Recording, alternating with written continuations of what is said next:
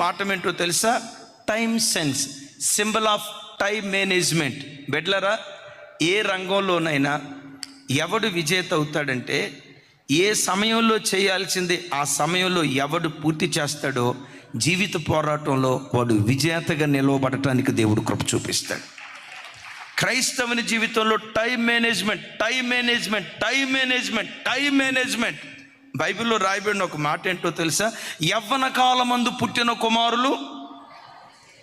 అయ్యా, మరి ముసలి కాలంలో పుట్టిన వాళ్ళు బలవంతుని చేతిలో బాణాలు కారు. సరి అయిన టైంలో దేవుని చేతిలో పడితే, వయసు అంతా ఉడికిపోయిన తర్వాత కాదు, లోకాన్ని జురుకొని చేయాల్సిన దరిద్రపు కార్యక్రమాలన్నీ చేసి పళ్ళన్నీ ఊడిపోయిన తర్వాత, తల వెంట్రుకలన్నీ తెల్లబడిన తర్వాత అప్పుడు దేవుని దగ్గరికి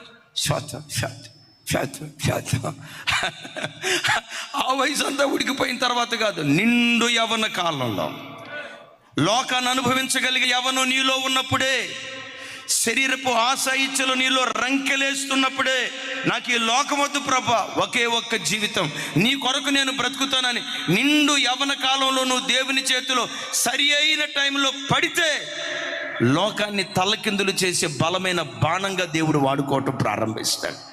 పెద్దగా చెప్దాం ఆమేన్. ఇప్పుడు నా జీవితం